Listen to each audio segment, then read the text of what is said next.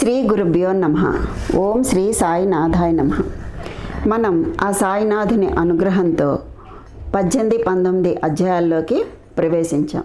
ఈ అధ్యాయంలో మనకి ఏం చెప్తున్నారు అనేది తెలుసుకుందాం. హేమాడ్ పంతును బాబా ఏ విధంగా ఆమోదించి ఆశీర్వదించారు అనేది మనకి ఈ అధ్యాయంలో తెలుస్తుంది. ఇంకా ఏమేమి తెలుస్తాయి ఇందులో? సాటే గారి కథ, దేశముఖ్ గారి భార్య కథ, సద్విచారములను ప్రోత్సహించి సాక్షాత్కారానికి దారి చూపటం, ఇలాంటి విషయాలన్నీ కూడా మనకి ఈ అధ్యాయంలో తెలియజేస్తున్నారు. గత 2 అధ్యాయాల్లో బ్రహ్మజ్ఞానమును అభిలషించు ఒక ధనికునికి బాబా ఏ విధంగా ఆదరించనో హేమాడ్ పంత్ మనకి వర్ణించి చెప్పారు. అంటే ఆ ధనికుడికి ఏ విధంగా బ్రహ్మజ్ఞానాన్ని ఉపదేశించారో, బ్రహ్మజ్ఞానం అంటే ఏంటో ఎలా చెప్పారు అన్న విషయాన్ని మనం ఇంతకుముందు 2 అధ్యాయాల్లో మనం తెలుసుకున్నాం.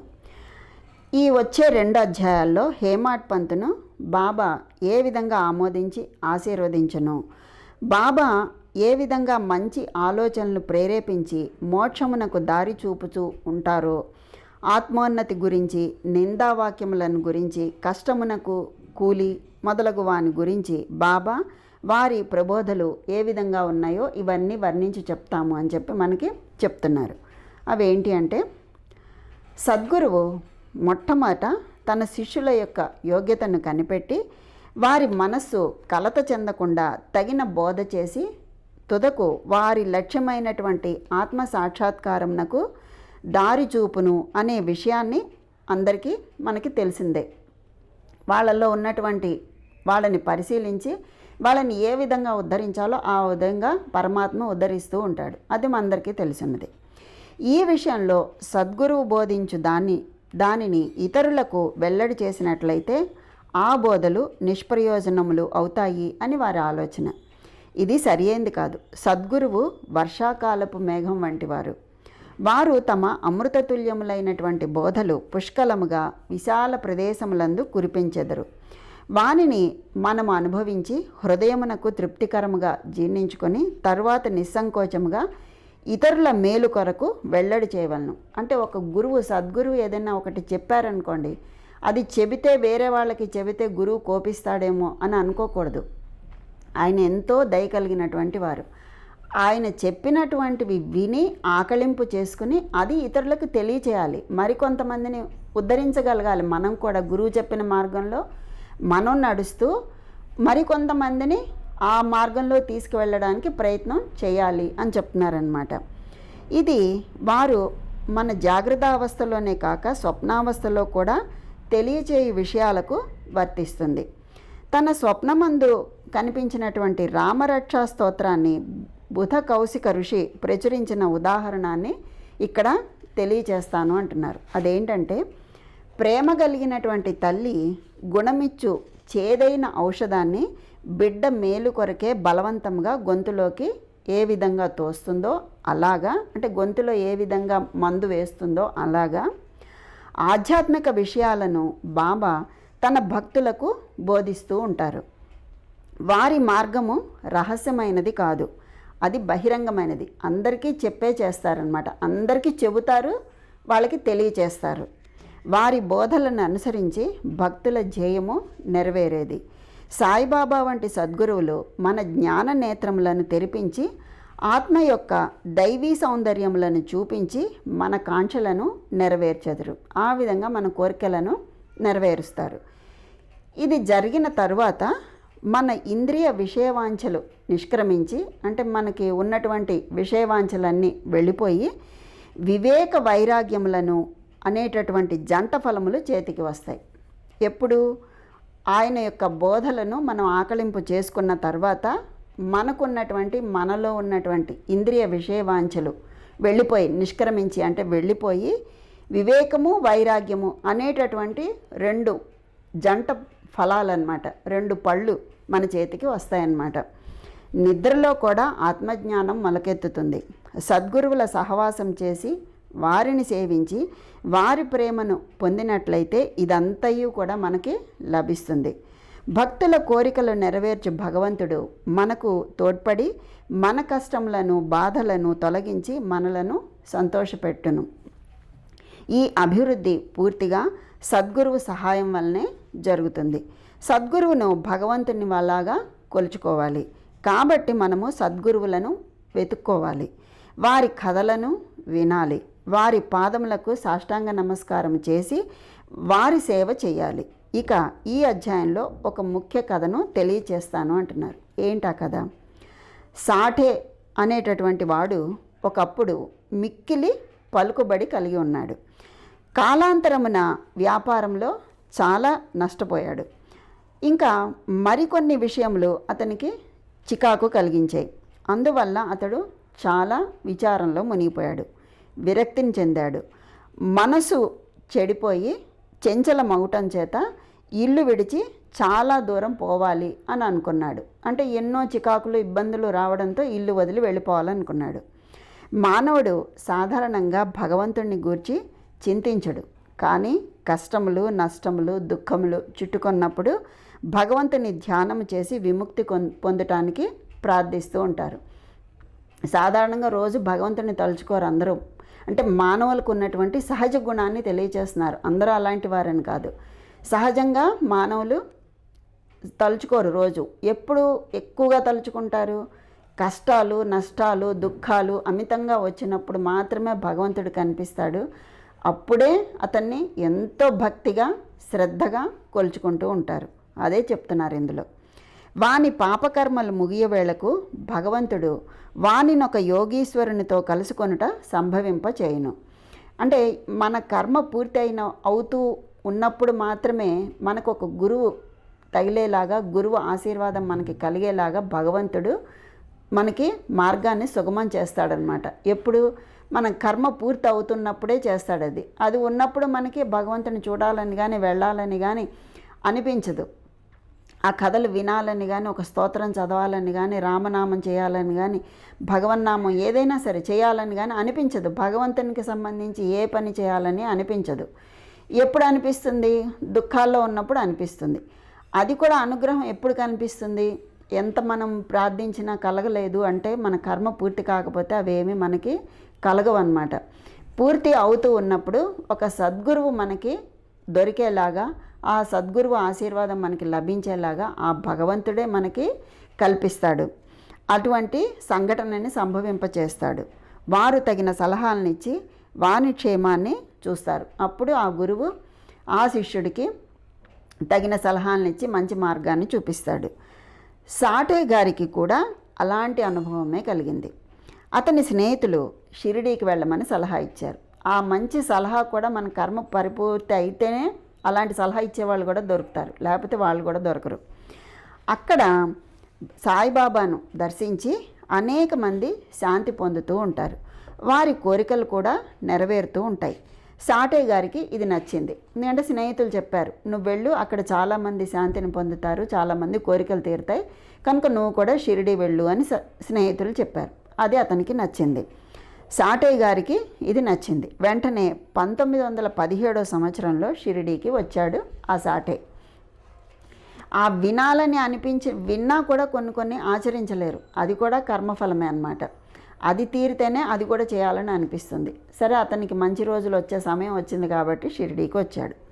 అక్కడ శాశ్వత బ్రహ్మవలే స్వయం ప్రకాశుడై నిర్మలుడు, శుద్ధ స్వరూపుడు అయినటువంటి సాయిబాబాను చూసిన వెంటనే అతనికి మనశ్చాంచల్యం తగ్గిపోయి శాంతి కలిగింది.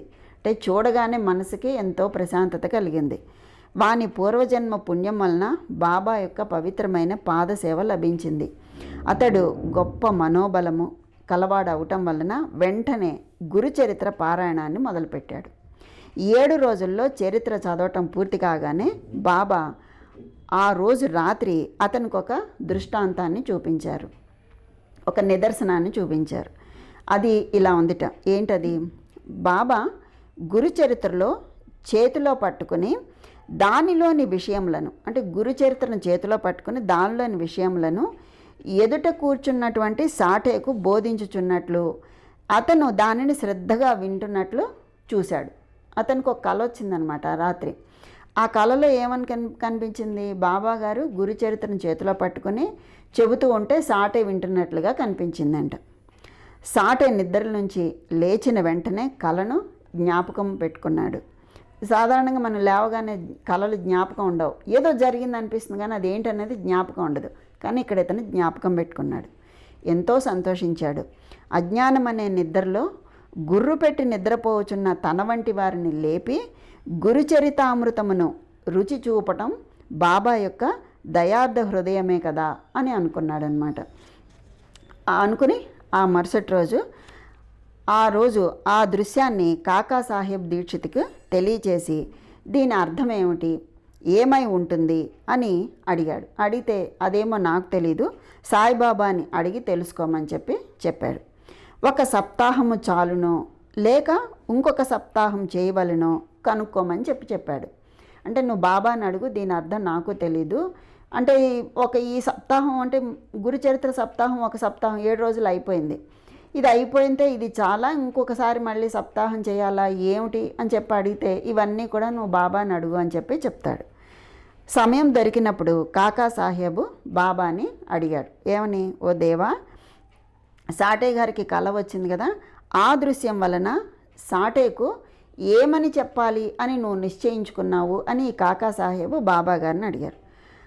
అడిగి ఏమని అడిగారు, అతడు ఊరుకోవాలా లేకపోతే ఇంకో సప్తాహం చేయాలా, నువ్వు కలలో ఈ విధంగా ఆయనకు కనిపించావు కదా, దాని అర్థం ఏమిటి, అతను ఇంకో సప్తాహం చేయాలా లేకపోతే దీంతో ఊరుకోవాలా, అసలు ఏం చెప్పాలని నువ్వు నిర్ణయించుకుని అతని కలలో కనిపించావు అని కాకా సాహెబ్ సాటే తరపున అడిగాడనమాట. అప్పుడు బాబాగారు, అతడు అమాయక భక్తుడు, అతని కోరిక నెరవేర్చవలెను, అతనికి దృష్టాంతములు చూపించినప్పుడు వాటి యొక్క అర్థమును బోధించాలి. ఎందుకంటే తెలియదు కదా, అందరికీ కళలు వస్తాయి, కళలో ఏవో కనిపిస్తాయి, వాటి యొక్క అర్థాలు అందరికీ తెలియవు, మహా జ్ఞానులకి తప్ప అవి తెలుసుకోలేరు. అందుకని ఆ అర్థం అతనికి బోధపడలేదు, అందుకని నువ్వే దానికి చెప్పాలి, వాణ్ణి ఆశీర్వదించాలి అని ఈ కాకా సాహెబ్ అడిగారు. అడిగితే అప్పుడు బాబా, అతడు గురుచరిత్ర ఇంకొక సప్తాహము పారాయణ చేయవలెను, ఈ గ్రంథమునే జాగ్రత్తగా పఠించినట్లయితే అతడు పావనుడవుతాడు, మేలు పొందుతాడు, భగవంతుడు ప్రీతి చెంది వానిని ప్రపంచ బంధముల నుండి తప్పించును అని బాబాగారు చెప్పారు. ఆ సమయమున హేమాడ్ పంత్ అక్కడే ఉండి బాబాగారికి కాళ్ళు ఒత్తుతూ ఉన్నాడు. ఈ బాబా పలుకులు విని అతడు తన మనసులో ఈ విధంగా అనుకున్నాడు, సాటే ఒక్క వారమే పారాయణ చేసి ఫలితం పొందినా, అంటే వారమే చేసి ఫలితాన్ని పొందాడా, అంటే బాబాగారు కల్లో కనిపించారు అంటే ఫలితం పొందినట్టే కదా, అంటే వారమే చేసి ఫలితం పొందాడా, నేను 40 సంవత్సరాల నుంచి పారాయణం చేస్తున్నాను కానీ నాకు ఫలితం లేదా, అతడు ఇక్కడ 7 దినములు మాత్రమే నివసించను, ఇక్కడ 7 రోజులు మాత్రమే ఉన్నాడు, నేను 7 సంవత్సరముల నుంచి ఉన్నాను, నా ప్రయత్నంలో నిష్ఫలములా ఏమి, అంటే అతనికి తొందరగా అన్నీ ఫలితం లభించింది, నాకు ఇంత చేసినా ఫలితం లభించలేదు అని అనుకుంటున్నాడు ఆయన. చాతక పక్షి మేఘం నుండి పడు నీటి బిందువులకై కనిపెట్టుకుని ఉన్నట్లు నేను కూడా బాబా తమ దయామృతమును నాపై వర్షించెదరని, వారి బోధనలచే నన్ను ఆశీర్వదించెదరని కనిపెట్టుకొని ఉన్నాను.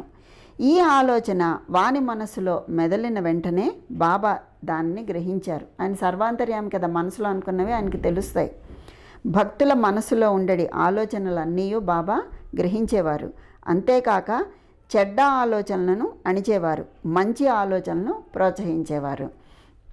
జాతక పక్షిలాగా నేను కూడా ఆయన ఫలితం కోసం, ఆశీర్వచనం కోసం ఎదురు చూడాలా అని అనుకుంటున్నారు. జాతక పక్షి ఏంటి అంటే అది మేఘంలో నుంచి వచ్చిన నీటినే తాగుతుంది తప్ప ఏ నీటిని ముట్టుకోదన్నమాట, దాని గుణం అటువంటిది. అందుకని మేఘంలో పడేటటువంటి నీటిని తిన్నగా నోటితో పట్టి తాగుతుందన్నమాట, అప్పుడే దాని దాహం తీరుతుంది. అందుకే చాలా చోట్ల మనకి ప్రతి దానికి ఇలాంటి సందర్భం వచ్చినప్పుడు, ఎక్కువగా ఎదురు చూసే సందర్భాలు వచ్చినప్పుడు ప్రతి కావ్యాల్లోనూ నవలల్లోనూ అన్ని చోట్ల కూడా ఈ చాతక పక్షిని ఉదాహరిస్తూ ఉంటారనమాట. ఆ నీటిని మాత్రమే తాగి బతుకుతుంది అది. అందుకని అతని ఆలోచనలను గ్రహించి మంచివైతే ప్రోత్సహించేవారు, చెడ్డవైతే అణిచేసేవారు అన్నమాట. హేమాడ్ పంత్ మనసును కనిపెట్టి బాబా వానిని వెంటనే లేపి శ్యామ వద్దకు పోయి అతని దగ్గర 15 రూపాయలు దక్షిణ తీసుకొని అతనితో కొంచెం సేపు మాట్లాడిన తర్వాత రా అని అతన్ని పంపించారు. బాబా మనసున కారుణ్యోదయము అయింది. అందువల్ల వారు ఈ విధంగా ఆజ్ఞాపించారు. బాబా ఆజ్ఞను జవదాటగలిగేవారెవరు? ఎలా చెప్తే అలా చేసేవాళ్ళే అందరూ, ఎవ్వరూ జవదాటరు. అప్పుడు హేమాడ్ పంత్ వెంటనే మసీదు విడిచి శ్యామ గృహానికి వెళ్ళాడు. అప్పుడే అతడు స్నానం చేసి ధోవతి కట్టుకుంటూ ఉన్నాడు. అతడు బయటకు వచ్చి హేమాడ్ పంత్ను చూసి ఈ విధంగా అడిగారు, మధ్యాహ్న హారతి సమయమందు మీరు ఇక్కడ ఉన్నారేంటి? మీరు మసీదు నుండి వచ్చుచున్నట్లున్నారే, మీరెందుకో చికాగ్గా ఉన్నారు, చంచలంగా ఉన్నారు, మీరు ఒంటరిగా వచ్చారెందుకు? కొంచెం సేపు కూర్చుని విశ్రాంతి పొందండి, నా పూజను ముగించుకుని వస్తాను అన్నాడు శ్యామ. ఈలోగా తాంబూలం వేసుకోండి అని చెప్పి తాంబూలం ఇచ్చి వెళ్ళాడు. ఆ తర్వాత సంతోషంగా కొంచెం సేపు కూర్చుని మాట్లాడుకుందాం, మీరు ఈలోపు తాంబూలం వేసుకోండి అని చెప్పాడు శ్యామ హేమాడ్ పంత్కి. ఈ విధంగా అంటూ అతను లోపలికి వెళ్ళిపోయాడు. హేమాడ్ పంత్ ఆ శ్యామ ఇంటి ముందర వసారాలో కూర్చున్నాడు. కిటికీలో నాద భాగవతం అనే ప్రసిద్ధమైనటువంటి మరాఠీ గ్రంథం ఉంది, దాన్ని చూశాడు. ఇది భాగవతంలోని ఏకాదశ స్కందమునకు ఏకనాథుడు వ్రాసినటువంటి వ్యాఖ్యానం. ఏకనాథుడు మహారాష్ట్రలో ఏకనాథుడు అనే ఒక గొప్ప భక్తుడు ఉన్నాడు. ఆ భక్తుడు భాగవతంలోని ఏకాదశ స్కందం అంటే 11వ స్కందం అన్నమాట, ఆ స్కందానికి రాసినటువంటి వ్యాఖ్యానం నాద భాగవతం అన్నమాట. ఏకనాథుడు రాశాడు కాబట్టి నాద భాగవతం. అది చూశాడు. చూసి సాయిబాబా సిఫారసు చేయడంతో బాబాసాహెబ్ దీక్షితు ప్రతిరోజు షిరిడీలో భగవద్గీత, దాని మరాఠీ వ్యాఖ్యానం భావార్థ దీపిక లేకపోతే జ్ఞానేశ్వరి, ఈ ఏకనాథ భాగవతం మరియు భావార్థ రామాయణం నిత్యం చదువుతూ ఉండేవారు. అంటే ఈ భావార్థ దీపిక అంటే ఏంటంటే శ్రీకృష్ణునికి అతనికి సేవకుడైనటువంటి ఉద్ధవుడికి మధ్య జరిగినటువంటి సంభాషణ అన్నమాట. ఏది? ఈ భగవద్గీత దాని మరాఠీ వ్యాఖ్యానం అదేంటి భావార్థ దీపిక, దాన్ని జ్ఞానేశ్వరి అని కూడా అంటారు. ఆ జ్ఞానేశ్వరి ఆ గ్రంథంలో ఉన్నటువంటి సారాంశం ఏంటంటే శ్రీకృష్ణుడికిను ఉద్ధవునికి మధ్య జరిగినటువంటి సంభాషణ అన్నమాట. ఆ సంభాషణ అంతా కూడా అందులో ఉంటుంది. దాంతోపాటు ఏకనాథ భాగవతాన్ని మరియు ఈ భావార్థ రామాయణాన్ని నిత్యం చదువుతూ ఉండేవారు. భక్తులు వచ్చి బాబాను ప్రశ్నలు వేస్తున్నప్పుడు బాబా కొంతవరకు జవాబిచ్చి ఆ తర్వాత వారిని ఆ గ్రంథముల పారాయణ వినమని చెప్పి పంపిస్తూ ఉండేవారు. ఆ గ్రంథములే భాగవత ధర్మంలోని ముఖ్య గ్రంథములు. భక్తులు వెళ్ళి వింటూ ఉన్నప్పుడు వారి ప్రశ్నలకు సంతృప్తికరమైనటువంటి సమాధానములు లభిస్తూ ఉండేవి. అంటే కొన్ని ప్రశ్నలకి మనకి సమాధానం కావాలి అంటే భగవద్గీత చదువుకుంటే అందులో మన సమస్యలకి పరిష్కారం అందులో లభిస్తుంది. ఒక ఎన్సైక్లోపీడియా అని చెప్తారు భగవద్గీతని. మన జీవితంలో వచ్చే ప్రతి సమస్యకి అందులో పరిష్కారం ఉంది. కాకపోతే దాన్ని చదివి అవగాహన చేసుకుని అర్థం చేసుకుంటే తప్ప మనకు అది తెలియదన్నమాట. ఇప్పుడు చాలామంది దాన్ని అనుసరిస్తున్నారు, చదవడం, దాన్ని అర్థం చేసుకోవడం, అందులో మనకున్నటువంటి సమస్యల్లో అందులో దొరికే పరిష్కారం ఏంటి అనేది చాలామంది తెలుసుకోగలుగుతున్నారు అది చదివి. అలాగా కొన్ని సమాధానాలు బాబా చెప్పేవాడు, మిగిలినవి ఆ గ్రంథ పారాయణ వినమని చెప్పి పంపిస్తూ ఉండేవాడు. అది వినేటప్పటికి ఏమవుతుంది, వాళ్ళ సమస్యలకి ఆ పరిష్కారం ఆ పారాయణంలో లభించేదన్నమాట. అంటే మనం పురాణాలు అవి వింటే మన సమస్యలకి పరిష్కారం అందులో లభిస్తుంది. ఎలా ఉండాలో, ఎలా ఉండకూడదో, ఎలా మాట్లాడాలో, ఎలా మాట్లాడకూడదు, ఇలాంటి విషయాలన్నీ కూడా మనకి ఆ పురాణ వాంగ్మయం, మన ఋషులు ఎంతో వాంగ్మయాన్ని అందించారు. అది చదువుకుంటే మనకి తెలియని విషయం అంటూ ఉండదు, అన్నీ అందులో ఉంటాయి. మన నిత్య జీవితంలో జరిగేవన్నీ కూడా అందులోనే ఉంటాయి. అందువల్ల అవి చదవమని చెప్పి బాబాగారు చెప్తూ ఉండేవారు. హేమాడ్ పంత్ కూడా నిత్యం నాద భాగవతాన్ని పారాయణం చేస్తూ ఉండేవాడు. ఆ రోజున నిత్యము చదివేటటువంటి భాగం పూర్తి చేయకుండానే కొందరు భక్తులతో కలిసి మసీదుకి వెళ్ళిపోయాడు ఆయన. అంటే రోజు ఆయన చదువుకుంటాడు హేమాడ్ పంత్, కానీ ఆ రోజు చదవకుండా కొంతమందితో కలిసి మసీదుకి వెళ్ళిపోయాడు. శ్యామ ఇంటి కిటికీలో ఉన్న నాద భాగవతం తీగ ఆ రోజున తాను పూర్తి చేయని భాగం తెరుచుకుంది. అంటే ఈ భాగం అతన్ని చదవాలి, తీగానే అదే భాగం తెరుచుకుందనమాట. బాబాగారు ఆ విధంగా గుర్తు చేశారు, నువ్వు ఈరోజు పారాయణ చేయలేదు అని గుర్తు చేశారనమాట. తన నిత్య పారాయణ పూర్తి చేయుటకే కాబోలు బాబా ఇక్కడకు పంపారు అని అనుకున్నాడు. కావున దాన్ని అక్కడ కూర్చుని ఆ శ్యామ పూజ చేసుకొస్తానన్నాడు కదా, ఈలోపు ఆయన దాని పారాయణ అక్కడ కూర్చొని పూజ చేశాడు. ఆ తర్వాత శ్యామ తన పూజను ముగించుకుని బయటకు వచ్చాడు. వాళ్ళిద్దరూ కూర్చుని కాసేపు మాట్లాడుకున్నారు. ఏం మాట్లాడుకున్నారు వాళ్ళు? హేమాడ్ పంత్ చెప్తున్నాడు, నేను బాబా దగ్గర నుండి ఒక వార్త తీసుకుని వచ్చాను. నీ దగ్గర నుండి 15 రూపాయలు దక్షిణ తీసుకుని రమ్మని నన్ను ఆజ్ఞాపించి నీ దగ్గరికి పంపించారు. కొంతసేపు నీతో కూర్చుని మాట్లాడిన తర్వాత మసీదుకు రమ్మని చెప్పారు. అందువల్ల నేను నీ దగ్గరికి వచ్చాను. అప్పుడు శ్యామ అన్నాడు ఆశ్చర్యంతో, నా దగ్గర డబ్బు లేదు. నా 15 సాష్టాంగ నమస్కారాలు డబ్బునకు బదులుగా తీసుకొని బాబా దగ్గరకు వెళ్ళు అని చెప్పారనమాట. అంత డబ్బు నా దగ్గర ఎక్కడుంది? దానికి బదులుగా నేను 15 సాష్టాంగ నమస్కారాలు ఇస్తాను, అవి తీసుకొని బాబా దగ్గరికి వెళ్ళి ఆయనకి ఇచ్చేయి అని చెప్పారు. అప్పుడు హేమాడ్ పంత్ అంటున్నారు, సరే, నీ నమస్కారాలు ఆమోదించబడ్డాయి. మనం కూర్చుని కొంచెం సేపు మాట్లాడుకుందాం. మన పాపములను నశింపచేయునట్టి బాబా లీలలను, కథలను చెప్పు. ఆయన ఇంకా లీలలు కథలు ఉన్నాయి కదా, అవన్నీ చెప్పమన్నాడు. అప్పుడు శ్యామ, అయితే కొంచెంసేపు కూర్చో. ఈ భగవంతుని లీలలు అంటే బాబా లీలలు మిక్కిలి ఆశ్చర్యకరమైనవి. నీకు ఇదివరకే కొన్ని తెలుసు. నేను పల్లెటూరి వాడను, నువ్వా చదువుకున్న పట్టణవాసివి. నువ్వు ఇక్కడికి వచ్చిన తర్వాత కొన్ని లీలలను చూసే ఉన్నావు. వానిని నీ ముందు నేను ఎలా వర్ణించగలను? సరే, ఈ తమలపాకులు ఒక్క సున్నం తీసుకుని తాంబూలం వేసుకో. నేను లోపలికి వెళ్ళి దుస్తులు మార్చుకుని వస్తాను అని చెప్పాడు. చెప్పి కొద్ది నిమిషంలో శ్యామ బయటకు వచ్చి హేమాడ్ పంత్తో మాట్లాడుతూ కూర్చున్నాడు. మాట్లాడుతూ ఈ విధంగా చెప్పాడు. ఏంటది? ఈ భగవంతుని లీల అంటే ఈ బాబా లీల కనుగొన శక్యం కాంది, మనం కనుక్కోలేము. వారి లీలలకు అంతే లేదు. వానిని ఎవరు గమనించగలరు? ఎవరు గమనించలేరు. వారి లీలల్లో వినోదించినట్లు మనకి కనిపిస్తుంది, వారు వానిని అంటినట్లు కనిపించరు. అంటే ఈ లీలల్లో ఆయన నటిస్తున్నట్టు మనకు కనిపిస్తుంది, కానీ ఆ లీలలో ఆయన్ని అంటుకోవు. మా వంటి జానపదులకి ఏం తెలుస్తాయి ఇవన్నీను?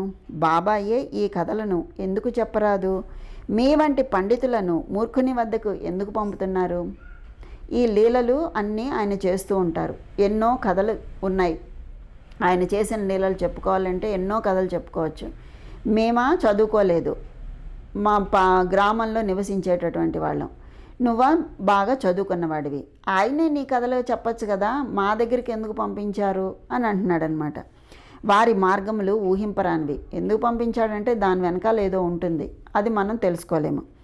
అవి మానవుల చేష్టలు కావని చెప్పగలను. ఈ ఉపోద్ఘాతంతో శ్యామ చెప్పాడు, నాకు ఒక కథ జ్ఞాపకం వస్తూ ఉంది, అది నీకు చెప్తాను.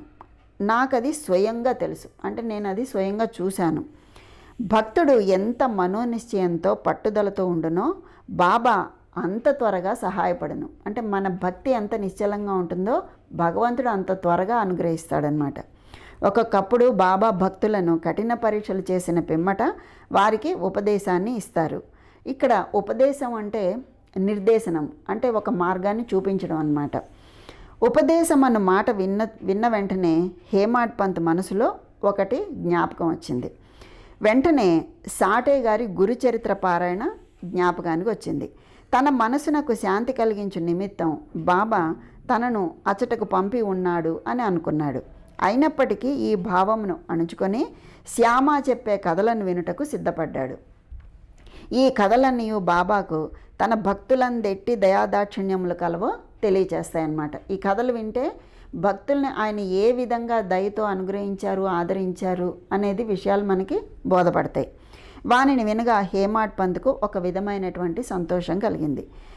ఆయన శ్యామ ఒక కథ చెప్పాడు. ఆ కథ ఏంటి అంటే, పూర్వం రాధాబాయి అనేటటువంటి ఓ ముసలమ్మ ఉండే. ఆమె కాశాబాద్ దేశ్ముఖ్ తల్లి. బాబా ప్రఖ్యాతి విని ఆమె సంగమనేరు గ్రామ ప్రజలతో కలిసి షిరిడీకి వచ్చింది. బాబాను దర్శించి మిక్కిలి సంతృప్తి చెందింది. మిక్కిలి అంటే ఎక్కువ అన్నమాట. ఎంతో సంతృప్తి పొందింది. ఆమె బాబాను గాఢముగా ప్రేమించెను.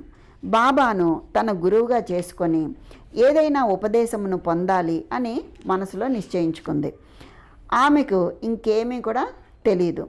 బాబా ఆమెను ఆమోదించగా మంత్రోపదేశము చేయనిచో ఉపవాసం ఉండి చచ్చదనని మనోనిశ్చయం చేసుకుంది. అంటే బాబాను ఒప్పించి నేను మంత్రోపదేశం తీసుకుంటాను.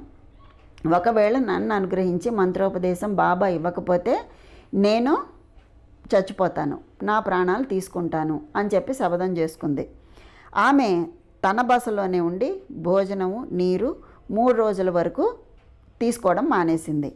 ఆమె పట్టుదలకు భయపడి, అంటే శ్యామ భయపడి ఆమె సమక్షమున, అంటే ఆమె తరఫున బాబాతో ఈ విధంగా చెప్పాడు. దేవా, మీరేమి ప్రారంభించితిరి? నీవు అనేక మందిని ఇక్కడకు ఈడ్చెదవు, ఎంతోమందిని నువ్వు ఇక్కడికి రప్పించుకుంటావు. ఆ ముదిసల్ని నీ వెరిగే ఉందువు, ఆ ముసలిది నీకు తెలుసు. ఆమె మిక్కిలి పట్టుదల గలది, ఆమె పట్టుదల ఎక్కువ ఆమెకు. ఆమె నీపై ఆధారపడి ఉంది. నువ్వు ఆమెను ఆమోదించి ఉపదేశం ఇచ్చినంత వరకు ఆమె ఈ విధంగా చేస్తూనే ఉంటుంది. చాలా మొండిది. నువ్వు ఆమెను ఆదరించి ఆశీర్వదించి ఉపదేశం ఇచ్చే వరకు అలా మొండిగా తిండి నీరు తీసుకోదు. అందుకని నువ్వు ఎందుకు ఇలా చేస్తున్నావు, అనుగ్రహించు అని చెప్పి శ్యామ ఆమె తరఫున అడిగాడనమాట.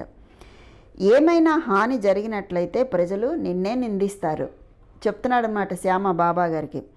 నీవు తగిన ఆదేశం ఇవ్వకపోవటం వలన ఆమె చచ్చింది అని చెప్పి లోకులు అంటారు.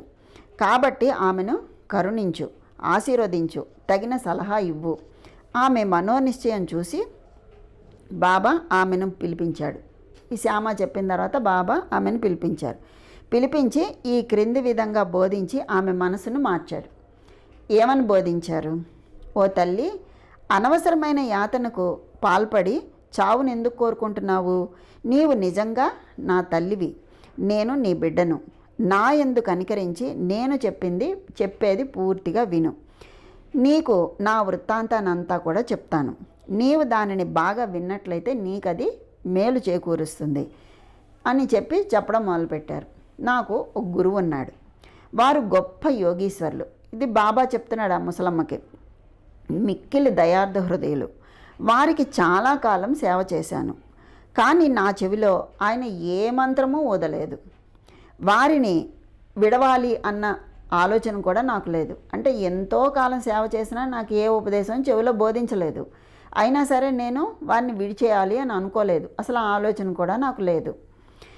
వారితోనే ఉండుటకు, వారి సేవ చేయుటకు, వారి వద్ద కొన్ని ఉపదేశములను గ్రహించుటకు నిశ్చయించుకున్నాను. కానీ వారి మార్గం వారిది, అంటే గురువు మార్గం గురువుది. వారు నా తల కొరిగించిరి. 2 పైసలు దక్షిణ అడిగారు. వెంటనే ఇచ్చాను. మీ గురువుగారు పూర్ణకాములైనట్లయితే వారు మిమ్మలను దక్షిణ అడగడం ఎందుకు? వారు నిష్కాములని ఎట్లా అనిపించుకుంటారు అని మీరు అడగవచ్చు. అంటే గురువుగారు 2 రూపాయలు దక్షిణ ఎందుకు అడిగారు? ఆయనకి ఏ కోరికలు లేవు కదా అని మీరు అడగచ్చు. దానికి సమాధానం సూటిగా చెప్తున్నాను అంటున్నారు. ఏంటంటే వారు డబ్బును లక్ష్య పెట్టేవారు కాదు. ధనముతో వారు చేసేదేముంది? వారు కోరినది 2 కాసులు. అంటే అర్థమేంటి? 1 దృఢమైన విశ్వాసం, 2 ఓపిక లేదా సహనం. అంటే ఓర్పు సహనం ఉంటే దేన్నైనా సాధించవచ్చు అని చెప్పడం అన్నమాట. ఆయన ఎప్పుడు అదే చెప్తారు.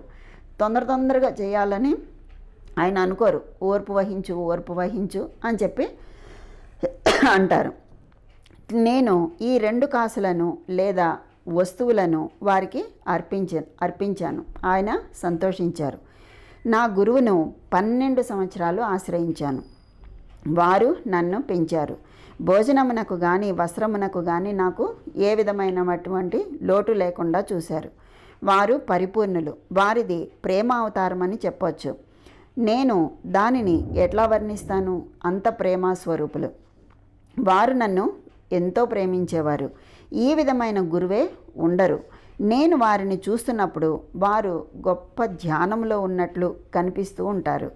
మేమిద్దరం ఆనందంలో మునిగిపోయేవారం ఒకరికొకరం. రాత్రింబవళ్ళు నిద్రాహారములు లేక నేను వారి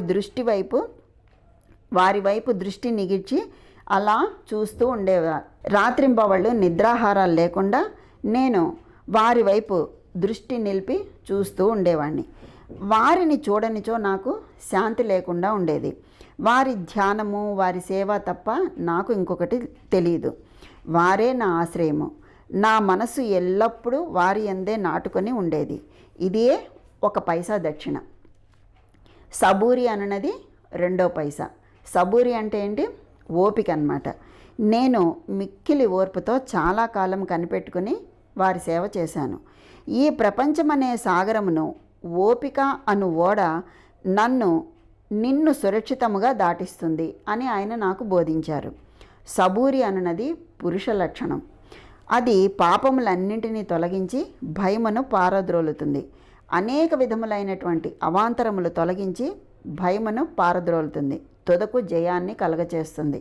అందుకని ఎప్పుడు ఓపిక కావాలి. జీవితంలో ఓర్పుని పట్టాలన్నమాట. ఓడ్చినమ్మకి తేట నీరు అని సామెత కూడా ఉంది మనకి. ఎంత ఓపికగా దాన్ని ఓడిస్తే అంత తేట నీరు వస్తుంది. అది తాగితే ఆరోగ్యం. అలా ఓర్పు లేకుండా మురికి నీరు తాగితే అనారోగ్యం అన్నమాట. అందుకని ఆ సామెత అలా వచ్చింది. అందుకే ఓర్పు కావాలి. అందుకే మనకి సాయిబాబా ఆలయాల్లో శ్రద్ధ సబూరి అని ఆయన వెనకాల రాసి పెట్టి ఉంటాయి కదా, రెండు వెంపులను. అందుకని సబూరి అన్నమాట, ఓపిక ఉండాలి. సబూరి అనున్నది సుగుణములకు గని, మంచి ఆలోచనలకు తోడు లాంటిది. నిష్ఠ అంటే నమ్మకం, సబూరి అంటే ఓపిక. అన్యోన్యముగా ప్రేమించు అక్కా చెల్లెళ్ళ లాంటి వాళ్ళు ఈ రెండు కూడా శ్రద్ధ సబూరి. నా గురువు నా నుండి ఇతరం ఏమీ కూడా ఆశించలేదు. వారు నన్ను ఉపేక్షించక సర్వకాల సర్వావస్థలందు కాపాడుతూ ఉండేవారు. నేను వారితో కలిసి ఉండేవాడిని. ఒక్కొక్కప్పుడు వారిని విడిచి ఉన్నప్పటికీ వారి ప్రేమకు ఎప్పుడూ నాకు లోటు కలగలేదు. వారి తమ దృష్టి చేతనే నన్ను కాపాడుతూ ఉండేవారు. ఎలా అంటే చూపుతోనే కాపాడుతూ ఉండేవారట. ఎలా చూపుతో కాపాడడం అంటే తాబేలు అన్నమాట. తాబేలు తన పిల్లలను కేవలము దృష్టితో పెంచుచున్నట్లు నన్ను కూడా మా గురువు దృష్టితో పోషిస్తూ ఉండేవారు. తల్లి తాబేలు ఒక ఒడ్డున ఉంటుంది, పిల్ల తాబేలు రెండో ఒడ్డున ఉంటుంది. తల్లి తాబేలు పిల్ల తాబేలుకు ఆహారం పెట్టుట కానీ పాలు ఇవ్వడం కానీ చేయదు. తల్లి పిల్లలపై దృష్టిని పెడుతుంది. పిల్లలే పెరిగి పెద్దవాళ్ళు అవుతూ ఉంటారు. తాబేలు ఎప్పుడూ కూడా దగ్గరగా ఉండి పిల్లలకి పోషించదు, తిండి పెట్టడం కానీ పాలు ఇవ్వడం కానీ. తాబేల్ని తన దృష్టితో చూసి పిల్లల్ని పోషిస్తుందన్నమాట. అందుకే కొన్ని ఆలయాల్లో తాబేలను కూడా పెడతారు. అంటే ఆ జగన్మాత కూడా తన చూపులతోనే జగత్ అంతటిని కాపాడుతూ ఉంటుంది. అమ్మవారి ఆలయాల్లో కూడా తాబేలు ఉంటుంది కొన్ని చోట్ల. అందువల్ల తాబేలు ఏంటంటే స్వయంగా తను పాలిచ్చి కానీ ఆహారం పెట్టి కానీ పోషించదు, తన చూపుతో పోషిస్తుంది అన్నమాట. ఆ విధంగా గురువు కూడా శిష్యుల్ని వాళ్ళ చూపులతో పోషిస్తూ ఉంటారు. ఆ విధంగానే మా గురువు గారు తమ దృష్టిని నా యందు నిలిపి నన్ను ప్రేమతో కాపాడారు. ఓ తల్లి, నా గురువు నాకు మంత్రం ఏమీ ఉపదేశించలేదు. నేను నీ చెవిలో మంత్రం ఎలా ఉపదేశించగలను? నా గురువే నాకు చెప్పలేదు, నేను నీకేం ఉపదేశిస్తాను అంటున్నారనమాట. గురువుగారి ప్రేమమయమైన తాబేలు చూపే మనకు సంతోషాన్ని ఇస్తుంది అని జ్ఞాపకం ఉంచుకోవాలి. మంత్రమును కానీ ఉపదేశమును కానీ ఎవ్వరి వద్ద నుంచి పొందటానికి ప్రయత్నించకూడదు. నీ ఆలోచనలు నీ చేష్టలు నా కొరకే వినియోగించుము. ఎంతసేపు నిరంతర భగవన్నామ స్మరణ చేయాలి కానీ ఉపదేశాలు కావాలి ఇది కావాలి అని చెప్పి కోరకూడదు. అది మనకి లభించేది ఉంది అంటే వాళ్ళే మనకి ఇస్తారు, మనం కోరుకోకూడదు అని చెప్తున్నారు. నీవు తప్పక పరమార్థాన్ని పొందుతావు. నా వైపు సంపూర్ణ హృదయంతో చూడు, అంటే నన్ను శ్రద్ధగా చూడు, నేను నిన్ను చూస్తాను అని. నేను నీ వైపు ఆ విధంగానే చూస్తాను. ఈ మసీదులో కూర్చుని నేను నిజమే చెప్తాను, నిజము తప్ప మరేమీ మాట్లాడను. నీ ఏ సాధనలు కానీ 6 శాస్త్రములలో ప్రావీణ్యము కానీ అవసరము లేదు, ఏమీ అవసరం లేదు. ఎటువంటి శాస్త్రాలు తెలుసుకోక్కర్లా, ఏమీ చదవక్కర్లేదు. నీ గురువునందు నమ్మకం విశ్వాసం ఉంచు. నీకేం రాకపోయినా పర్వాలా, నువ్వేం చదవకపోయినా పర్వాలా, గురువు యందు మాత్రం నమ్మకం ఉంచు. గురువే సర్వమును చేసేవాడు అని చెప్పి కర్తయ్యని పూర్తిగా నమ్ము, అన్నీ ఆయనే చూసుకుంటాడు అని చెప్పి చెప్తున్నారు. ఎవరైతే గురువు యొక్క మహిమను గొప్పతనమును గ్రహిస్తారో, ఎవరైతే గురువుని హరిహర బ్రహ్మల అంటే త్రిమూర్తుల అవతారము అని చెప్పి ఎంచుకుంటారో వారే ధన్యులు. అందుకే గురు బ్రహ్మ, గురు విష్ణు, గురుదేవో మహేశ్వర అని చెప్పుకుంటున్నాం కదా మనం ఆ శ్లోకంలో. అందుకని ఎవరైతే ఆ విధంగా గురువుని త్రిమూర్తుల రూపంగా కొలుచుకుంటారో వారే ధన్యులు. ఈ ప్రకారముగా ఉపదేశించి బాబా ఆ ముసలమ్మను ఒప్పించారు. ఆమె బాబాకు నమస్కరించి ఉపవాసం మానుకుంది. ఈ కథను జాగ్రత్తగాను శ్రద్ధగాను విని దాని యొక్క ప్రాముఖ్యమును సందర్భాన్ని గుర్తించి హేమాడ్ పంత్ చాలా ఆశ్చర్యపోయాడు. ఈ ఆశ్చర్యకరమైనటువంటి బాబా లీలను చూసి అతని ఆపాదమస్తకం పులకరించిపోయింది. సంతోషంతో ఉప్పొంగిపోయాడు. గొంతుక ఆరిపోయింది. ఒక్క మాటైనా మాట్లాడడానికి చేత కాలేదు. శ్యామ అతనిని ఈ స్థితిలో చూసి, ఏమి జరిగింది, ఎందుకు అలా ఊరుకున్నావు, అట్టి బాబా లీలలు నీకెన్ని వర్ణించి చెప్పగలను అని చెప్పి అన్నాడు. అదే సమయంలో మసీదులో గంట మోగింది. మధ్యాహ్న హారతి పూజ ప్రారంభమయ్యింది అని చెప్పి గ్రహించుకున్నారు. కనుక శ్యామ, హేమాడ్ పంతు ఇద్దరూ కలిసి మసీదుకు త్వరగా వెళ్ళారు. బాపు సాహెబ్ జోగు అప్పుడే హారతిని ప్రారంభించారు. స్త్రీలు మసీదంతా నిండిపోయారు. దిగువ ఖాళీ జాగాలో పురుషులు నిండిపోయారు. అందరూ భాజా భజంత్రీలతో ఒకే వరుసతో హారతి పాడుతూ ఉన్నారు. బాబాకు కుడివైపు శ్యామ, ముందర హేమాడ్ పంతు కూర్చున్నారు. వారిని చూసి బాబా హేమాడ్ పంతుకు శ్యామ ఇచ్చిన దక్షిణ ఇమ్మని చెప్పి అడిగారు. శ్యామ రూపాయలకు బదులు నమస్కారములను ఇచ్చేదననియో, శ్యామ ప్రత్యక్షంగా కలడు కనుక అడగవచ్చును అన్నాడు. అంటే ఆయన, నేను 15 రూపాయల బదులు సాష్టాంగ నమస్కారాలు ఇస్తాను, అవి తీసుకెళ్ళు అని చెప్పాడు కదా శ్యామ. అదే చెప్పాడు ఆయన. మీకు కావాలి అంటే ఎదురుకుండానే ఉన్నాడు కదా, అడగొచ్చు అని చెప్తున్నాడు అన్నమాట హేమాడ్ పంత్. బాబా అప్పుడు ఈ విధంగా అన్నారు, సరే మీరిద్దరూ కొంచెంసేపు మాట్లాడుకున్నారు కదా, ఆ విధంగా అయినట్లయితే మాట్లాడుకున్నట్లయితే మీరిద్దరు ఏం మాట్లాడుకున్నారో చెప్పు అని అడుగుతున్నారు. ఆ గంటల చప్పుడును, మద్దెల శబ్దమును, పాటల ధ్వనిని లెక్కించకుండా హేమాడ్ పంతు బాబాకు జరిగినదంతా చెప్పడానికి ఆతృతపడ్డాడు. తాము అంటే శ్యామ, హేమాడ్ పంత్ వాళ్ళిద్దరూ ముచ్చటించుకున్నటువంటిది అంతా కూడా చాలా ఎంతో ఆనందం కలుగచేసింది అని చెప్పి చెబుతూ, ముఖ్యంగా ముసలమ్మ కథ మిక్కిలి ఆశ్చర్యాన్ని కలుగచేసిందని, దానిని విని బాబా లీలలు అగోచరమని తెలుసుకున్నానని, ఆ కథ రూపంతో తనను బాబా ఆశీర్వదించారు అని చెప్పి హేమాడ్ పంత్ చెప్పాడు. అప్పుడు బాబా ఈ విధంగా అన్నారు, కథ చాలా అద్భుతమైనది, నీవు ఏ విధంగా ఆనందించావు, నాకు ఆ విషయమై వివరాలన్నీ చెప్పు అని చెప్పి అడిగారు. అప్పుడు హేమాడ్ పంత్ తాను ఇంతకు ముందు విన్న కథను పూర్తిగా బాబాకు వినిపించి, అది తన మనసునందు శాశ్వతమైనటువంటి ప్రభావాన్ని కలిగించింది అని చెప్పాడు. ఇది విని బాబా ఎంతో సంతోషించారు. ఆ కథ నీకు నచ్చిందా, దాని ప్రాముఖ్యాన్ని నువ్వు గుర్తించావా అని బాబా హేమాడ్ పంత్ని అడిగారు. అవును బాబా, నా మనశ్చాంచల్యం నిష్క్రమించింది, నాకు నిజమైన శాంతి విశ్రాంతి కలిగింది, సత్య మార్గమును కనుగొన్నాను అని చెప్పి నాకు ఆనందం కలిగింది అని హేమాడ్ పంత్ బదులిచ్చారు. అప్పుడు బాబా ఈ విధంగా అన్నారు, నా పద్ధతి మిక్కిలి విశిష్టమైంది. ఈ ఒక్క కథను జ్ఞప్తి అందు ఉంచుకో, ఇది మిక్కిలి ఉపయోగపడుతుంది. ఆత్మ సాక్షాత్కారమునకు ధ్యానం అవసరము. దానిని అలవర్చుకున్నట్లయితే వృత్తులన్నీ శాంతించును, కోరికలన్నీ విడిచి నిష్కామివై నువ్వు సమస్త జీవరాశి అందుగల భగవంతుని ధ్యానించు. మనస్సు ఏకాగ్రమైనచో లక్ష్యము నెరవేరుతుంది. సదా నా నిరాకార స్వభావంను ధ్యానించిన అదే జ్ఞానస్వరూపము, చైతన్యము, ఆనందము. మీరు ఇది చేయలేనిచో మీరు రాత్రింబవళ్ళు చూస్తున్నటువంటి నా ఆకారాన్ని ధ్యానించండి. అంటే సమస్తంలోనూ ఈ బ్రహ్మం అంతా కూడా భగవంతుడు నిండి ఉన్నాడు. ప్రతి దాంట్లోనూ భగవంతుడిని చూడాలి. ఒకవేళ నువ్వు ఆ విధంగా చూడడం చేయలేకపోయినట్లయితే నా ఈ ఆకారం ఉంది కదా, దీన్ని చూడు, దీన్ని ధ్యానించు అని చెప్తున్నారు. ఈ విధంగా కొన్నాళ్ళు చేయగా మీ వృత్తులన్నీ కూడా కేంద్రీకృతమవుతాయి. వృత్తులు అంటే మనస్సు, ఇంద్రియాలన్నీ కూడా కేంద్రీకృతమవుతాయి అన్నమాట. ధ్యాత, ధ్యానము, ధ్యేయము అనే మూడింటికి గల భేదము పోయి ధ్యానించువాడు చైతన్యంతో ఐక్యమై బ్రహ్మముతో అభిన్నమగును. అంటే నువ్వు నిర్గుణ రూపాన్ని, అంటే రూపం లేకుండా ధ్యానించడం అనేది అందరికీ సాధ్యం కాదు, మనసు నిలబడదు. కనుక నువ్వేం చేస్తావు, ఇప్పుడు నున్నటువంటి నా ఆకారాన్ని నువ్వు ధ్యానించు. ఎప్పుడైతే నువ్వు అది ధ్యానించడం మొదలుపెట్టి ధ్యానం చేయగా నేనే నువ్వు, నువ్వే నేను అని చెప్పి అర్థమవుతుంది నీకు. అప్పుడు నువ్వు బ్రహ్మంలో ఐక్యమైపోతావు అని చెప్తున్నారనమాట. ఏ విధంగా, తల్లి తాబేలు నదికి ఒక ఒడ్డున ఉంటుంది, దాని పిల్లలు ఇంకొక ఒడ్డున ఉంటాయి. వానికి పాలు ఇవ్వటం కానీ పొదవు కొనటం కానీ చేయదు. దాని చూపు మాత్రమే వానికి జీవశక్తిని ఇస్తూ ఉన్నది. ఆ విధంగానే మనకి భగవంతుని యొక్క చూపు జీవశక్తిని ఇస్తుంది. చిన్న తాబేళ్ళు ఏమీ చేయక తల్లిని జ్ఞాపకం ఉంచుకుంటాయి.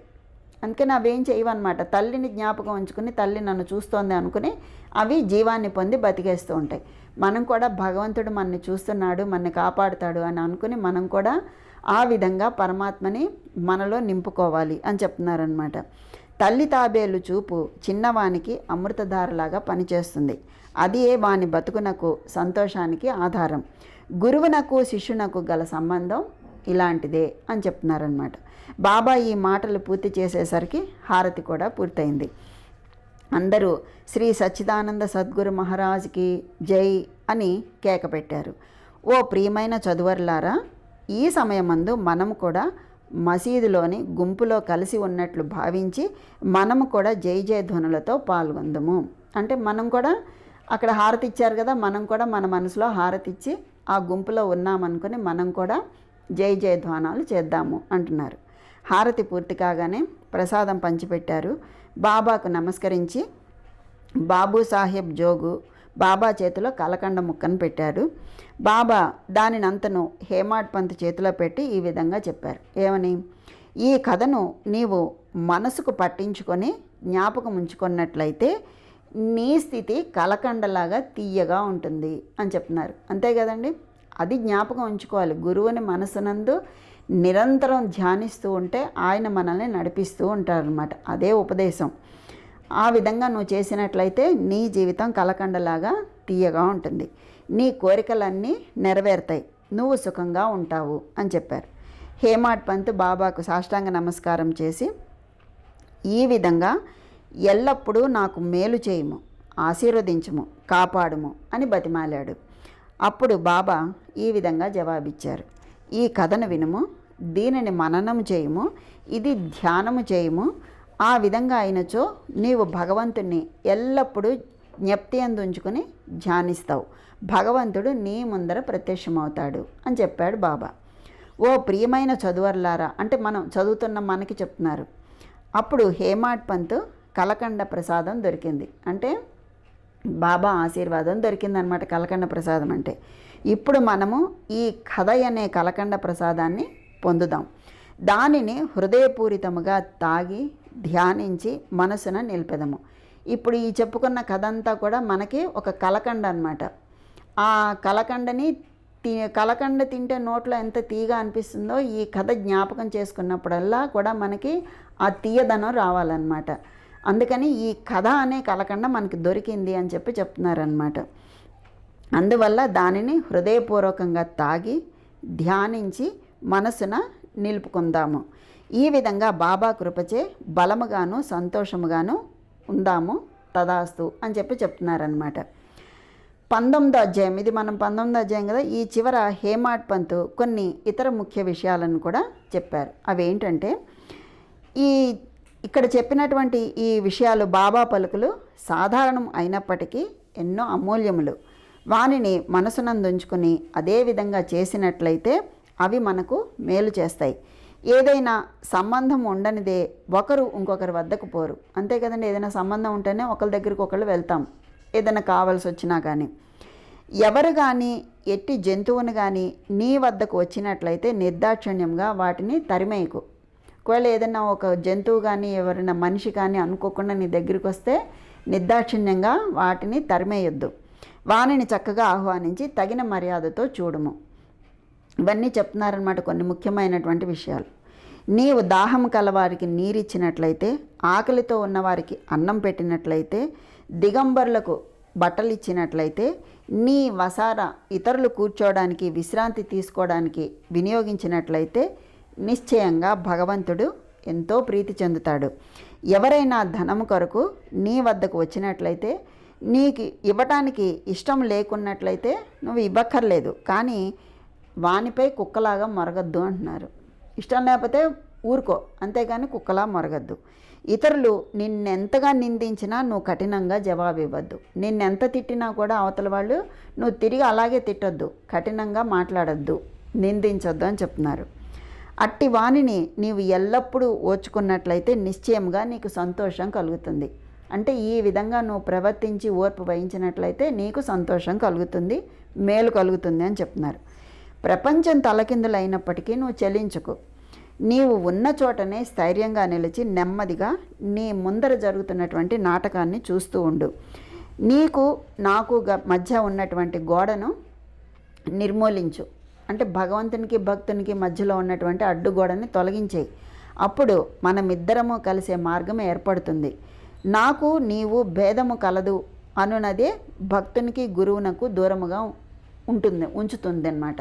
అంటే నువ్వు నేను అని అనుకుంటే, నీకు నాకు అని అనుకుంటేనే దూరం పెరుగుతుంది. అటువంటి గోడను ఎప్పుడైతే తీసేసావో భక్తునికి గురువునకు దూరము తగ్గిపోతుంది, ఇద్దరు దగ్గర అయిపోతారు. ఆ భావం ఉంటే దూరం అవుతాము అని చెప్తున్నారనమాట. దానిని నశింపచేయనదే మనకి ఐక్యత కలగదు. అల్లా మాలిక్, భగవంతుడే సర్వాధికారి. ఇతరులు ఎవ్వరూ మనలను కాపాడేవారు కాదు. భగవంతుని మార్గము అసామాన్యము, మిక్కిలి విలువైనది, కనుగొన వీలు లేనిది. వారి ఇచ్ఛానుసారమే మనము నడుచుకోవాలి. మన కోరికలను వారు నెరవేరుస్తారు, మనకు దారి చూపుతారు. మన రుణానుబంధముచే మనము కలిశాము. ఒకరికొకరు తోడ్పడి ప్రేమించి సుఖముగాను సంతోషముగాను ఉందుముగాక అని చెప్తున్నారు. ఎవరైతే తమ జీవిత పరమావధిని పొందెదరో వారు అమరులై సుఖముగా ఉంటారు. తక్కిన వారందరూ పేరునికే ఊపిరి సలుపు వరకు మాత్రమే బతుకుతారు అని చెప్పి చెబుతూ ఇంకొక విషయాన్ని కూడా చెప్తున్నారు. సాయిబాబా సద్విచారములను ఏ విధంగా ప్రోత్సహిస్తూ ఉంటారో తెలుసుకోవడం చాలా ఆసక్తికరమైనటువంటి విషయం అని చెప్తున్నారు. ఏంటంటే అది భక్తి ప్రేమలతో వారికి సర్వస్వ శరణాగతి చేసినట్లయితే వారు నీకు ఏ విధంగా పదే పదే సహాయపడతారో తెలుస్తుంది. పక్క నుంచి లేవగానే మీకేమైనా మంచి ఆలోచన కలిగినా తరువాత పగలంతా దానిని వృద్ధి చేసినట్లయితే నీ మేధాశక్తి వృద్ధి పొందుతుంది, నీ మనసు శాంతి పొందుతుంది. హేమాడ్ పంత్ దీనికై ప్రయత్నించాడు ఈ విధంగా జరగడం కోసం.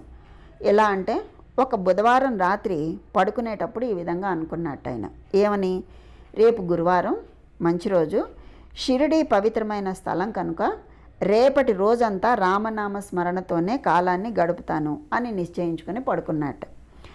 ఆ మరుసటి రోజు లేవగానే రామనామము ప్రయత్నం లేకుండానే జ్ఞాపకానికి వచ్చింది. అంటే సంకల్పం చేసి పడుకున్నాడు కదా. కొంతమంది రాత్రి అనుకుని పడుకుంటాం, పొద్దున్న లేవగానే వాటిని మర్చిపోతాం. కానీ ఈయనకి పొద్దున్న లేవగానే అది గుర్తుందన్నమాట. ఆయన ఎంతో సంతోషించాడు. కాలకృత్యాలు తీర్చుకొని ఆ తర్వాత బాబాను చూడడానికి పువ్వులను తీసుకొని వెళ్ళాడు. దీక్షిత్వాడ విడిచి బుట్టివాడ దాటుతూ ఉండగా ఒక చక్కని పాట వినపడింది. ఔరంగాబాద్ నుండి వచ్చినటువంటి వాడు ఒక అతను మసీదులో బాబా ముందర పాడుతూ ఉన్నాడు. అది ఏకనాథుడు పాడినటువంటి పాట. అదేంటి, గురు కృపాంజన పాయో మేరే భాయి అనేది ఆ పాట అన్నమాట. గురువు కృపయను అంజనము లభించనని, దాని మూలమున తన కళ్ళు తెరవబడినను అని చెప్పి దాని భావం అన్నమాట. అంజనం అంటే కాటుక. ఆ కాటుక, గురు కృప అనేటటువంటి కాటుక పెట్టుకోవడం వల్ల నా కళ్ళు తెరవబడ్డాయి అని ఆ పాట యొక్క అంతరార్థం.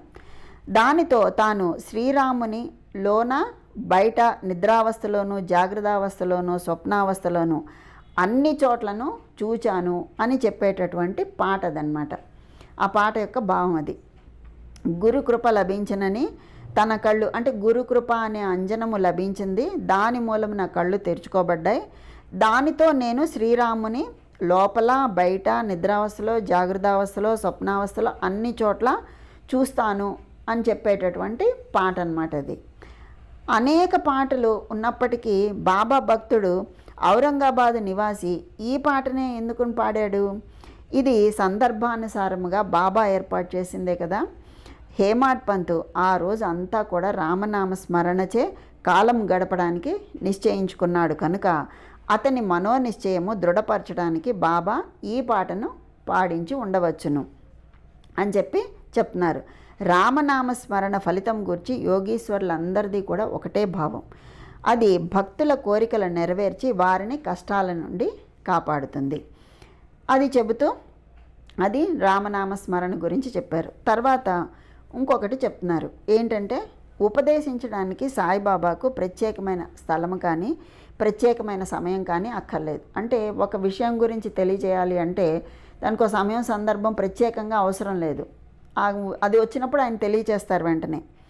ఏదైనా అవకాశం కలిగినప్పుడు, అవసరం వచ్చినప్పుడు అప్పుడల్లా కూడా, ఎప్పుడు అవసరం వస్తే అప్పుడల్లా కూడా ఆయన బోధనలు వినిపిస్తూ ఉండేవారు, తెలియచేస్తూ ఉండేవారు. అలాగా ఒకనాడు ఒక భక్తుడు ఇంకొక భక్తుడిని గూర్చి పరోక్షమున ఇతరుల ముందు నిందిస్తూ ఉన్నాడు. ఒక భక్తుడు ఇంకొకరిని నిందిస్తున్నాడు. ఒప్పులు విడిచి భక్త సోదరుడు చేసిన తప్పుల్ని ఎన్నుతున్నాడు. అంటే అతను చేసిన మంచిని వదిలేసి చెడునే చెప్తున్నాడు అనమాట. మిక్కిలి హీనముగా తిట్టడం విన్నవాళ్ళు చూసి చాలా విసుక్కున్నారనమాట. చాలా హీనంగా తిడితే ఎవరికైనా విసుగ్గా అనిపిస్తుంది కదా, మరి ఇలా చేస్తున్నారేంటని. అనవసరముగా కొందరు ఇతరులను నిందించటం వల్ల అసూయ, దురభిప్రాయం మొదలైనవి కలుగుతాయి. అంటే అతను చేసిన ఒప్పులు చెప్పకుండా తప్పులే చెప్పడం వల్ల వినేవాళ్ళకు కూడా అతని ఎందుకు చెడు అభిప్రాయం వస్తుంది, కానీ మంచి అభిప్రాయం రాదు కదా. అదే చెప్తున్నారు. యోగులు నిందలను ఇంకొక విధంగా భావిస్తారు. యోగులు ఆ విధంగా భావించరు, వాళ్ళు ఇంకోలా భావిస్తారు. మలినమును పోగొట్టుకొనుటకు అనేక మార్గాలు ఉన్నాయి. మట్టి, నీరు, సబ్బుతో మాలిన్యాన్ని కడుక్కోవచ్చు. పరులను నిందించు వాని మార్గం వేరు. ఈ ఇతరుల మలినములను వాడు తన నాలుకతో శుభ్రపరచును. అంటే అవతల వాడు తప్పు చేశాడు, ఒప్పు చేశాడు, రెండూ చేశాడు, నీకు అతనంటే ఇష్టం లేకపోతే వదిలేయాలి. అంతేగాని చేసిన ఒప్పుల్ని మర్చిపోయి తప్పుల్నే చెప్పకూడదు. అలా ఇతరులని పరోక్షంగా, అంటే ప్రత్యక్షంగా కాకుండా వేరే చోట మనం పరోక్షంగా అతను లేని సమయంలో అతని గురించి తిట్టామనుకోండి, ఆ తిట్టడం వల్ల అతను చేసిన తప్పులు ఏదైనా ఉంటే అవి మనకే వస్తాయి. అతను శుభ్రపడిపోతాడు, అతను బాగైపోతాడు. అదే చెప్తున్నాడు అనమాట. అందువల్ల మనం ఇతరులను నిందించకూడదు అనేది ఇందులో విషయం అన్నమాట. ఇతరుల మలినములను వాడు తన నాలుకతో శుభ్రపరచును. నాలుకతో శుభ్రపరచడం అంటే అంతే కదా, పరోక్షంగా అతన్ని గురించి అందరి దగ్గర నిందించడం అన్నమాట, నాలుకతో మాట్లాడడం. ఆ విధంగా శుభ్రపరచడం వల్ల అతను శుభ్రపడిపోతాడు, ఇతను మలినమైపోతాడు అనమాట. ఒక విధంగా వాడు నిందించువానికి సేవ చేస్తున్నాడు అని అర్థం అనమాట. ఏ విధంగా అంటే వాడు మలినమును వీడు తన నాలుకతో శుభ్రపరుచుతున్నాడు. కావున తిట్లు పడినవాడు, అంటే తిట్లు పడినవాడు ఏమవుతుంది, తిట్టిన వానికి కృతజ్ఞతలు చెప్పాలి. వాడిని వీడు తిట్టాడు కదా, అందుకని ఎవరైతే తిట్టారో మనల్ని, మనం వెళ్ళి వాళ్ళకి కృతజ్ఞతలు చెప్పాలి. ఎందుకంటే తిట్టడం వల్ల మనం చేసిన తప్పులన్నీ పోయాయి అన్నమాట. అందువల్ల కృతజ్ఞతలు చెప్పాలి. అది చెప్తున్నారు. నిందించు వానిని బాబా సరిదిద్దు పద్ధతి చాలా విశిష్టంగా ఉంటుంది. నిందించువాడు చేసిన అపరాధమును బాబా సర్వజ్ఞుడు అవటం వలన గ్రహించాడు. అంటే మనం తిడుతూ ఉంటాం కదా, మనం చేసిన తప్పేంటో భగవంతుడికి తెలిసిపోతుంది. లెండి తోటకు వెళ్తూ ఉన్నప్పుడు మిట్ట మధ్యాహ్నం నాడు బాబాను కలిశాడు అతను. బాబా వానికి ఒక పందిని చూపించి ఈ విధంగా చెప్పాడు. చూడు, ఈ పంది కసువును ఎంత రుచిగా తింటుందో, నీ స్వభావం అలాంటిది. అంటే ఇతరులని తిట్టడం అనేది కసువుని తినడమే అన్నమాట. అంటే ఎంతో ఆనందంగా తిడుతూ ఉంటారు, అందువల్ల అటువంటి స్వభావం నీది. నీ మనస్ఫూర్తిగా నీ సోదరుణ్ణే తిడుతున్నావు. నువ్వు ఎవరిని తిడుతున్నావు, ఎవరినో కాదు, నీ సోదరుణ్ణే మనస్ఫూర్తిగా తిడుతున్నావు. ఎంతో పుణ్యము చేయగా నీకు మానవ జన్మ లభించింది. ఈ విధంగా చేసినట్లయితే షిరిడి నీకు తోడ్పడుతుందా? భక్తుడు నీతిని గ్రహించి వెంటనే వెళ్ళిపోయాడు అనమాట. తన తప్పు తను తెలుసుకుని వెళ్ళిపోయాడు. ఈ విధంగా బాబా సమయం వచ్చినప్పుడల్లా కూడా ఉపదేశిస్తూ ఉండేవారు. ఈ ఉపదేశములను మనసునందు ఉంచుకొని పాటించినట్లయితే ఆత్మ సాక్షాత్కారం దూరం కాదు. ఒక లోకోక్తి ఉంది, నా దేవుడున్నచో నాకు మంచంపైనే కూడా బువ్వ పుడుతుంది అని ఒక సామెత అన్నమాట. ఏంటది? నా దేవుడు ఉన్నచో నాకు మంచం పైన కూడా బువ్వ పుడుతుంది అనేది ఒక సామెత. అంటే ఇది భోజనము, వస్త్రముల గురించి చెప్పింది.